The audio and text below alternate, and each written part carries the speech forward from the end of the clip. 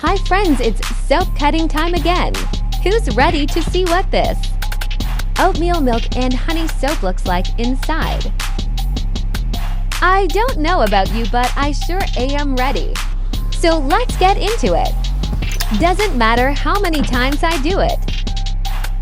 It never gets old because you never really know how the swirls will turn out. I'm feeling a little lucky today though. I predict some butterfly swirls. What do you think?